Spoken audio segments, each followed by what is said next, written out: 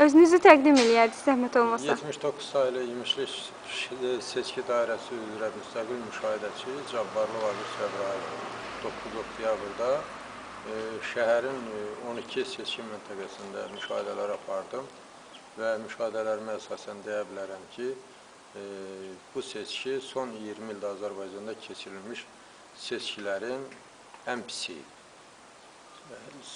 Hədsiz dərəcədə çoxsaylı seçki pozuntuları baş verdi. Ələlxüsus 14 nömrəli seçki məntəqəsində müşahidə elədim ki, seçki məntəqəsinin komissiya üzvləri başda sədr olmaqla seçkilərin əvəzinə imzalar atırdılar və adların qabağına saxta şəxsiyyət vəsiqəsi seriyaları yazırdılar.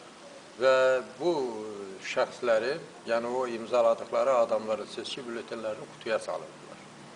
Və müşahidə elədim ki, saat 1 tamama qədər bu məntəqə seçki komissiyasının verdiyi rəsmi məlumatda dairəyə 410 nəfər seçkidə iştirak edib, 1400 nəfərdən çox seçkidən, saat 1-dən 3-əcənə isə 947 nəfər iştirak edib. Belə çıxır ki, saat 1-dən 3-ə qədər 530 nəfər seçkidə iştirak edir. Mən ona sual elədim ki, 530 nəfəri biz sıraya düzə bilsək, burada düzsək, sən onu 2 saata yola sala bilməzsən. 2 saata 530 nəfər burada səs verə bilməz. Bu qeyri-mümkündür. Siz saxtalaşdırmışsınız seçkiləri.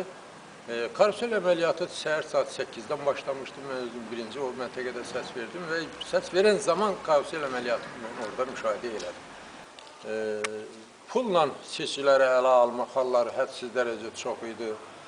8 sayılı seçki məntəqəsində 5 sayılı məktəbdə 2 dəfə bir kabinada 2 nəfəri mən müşahidə elədim və hər ikisinin şəklini çəkmişəm. Bizdə var. Barmağı ilə göstərir ki, yanında duran adam İlham Əliyevə səs verir.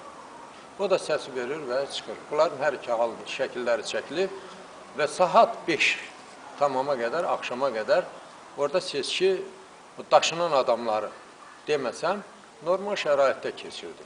Saat 5-dən sonra külli miqdarda bülletenləri, qutudan çıxan bülletenlərin içərisinə daxil elədilər və İlham Əliyevin səsləri külli miqdarda artırdılar.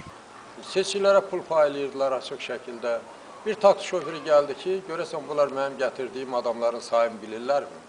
Mən nə qədər adam gətirmişəm, bunun haqqını mənə niyə düz vermirlər? Axı adamın biri 5 manatdır. Belə hallara mən rast gəldim və bunların hamısı sübut edir ki, bu seçkilər son dərəcə saxta keçirilib, reallığı əks elətdirmir. Reallıqda isə İmişli şəhərində, şəhəri mən nəzərə tuturam, mən burada müşahidə aparmışam. Haradasa bir 27-30% seçici seçkilərdə iştirak edir. Qalan rəqəmlərin hamısı saxtadır.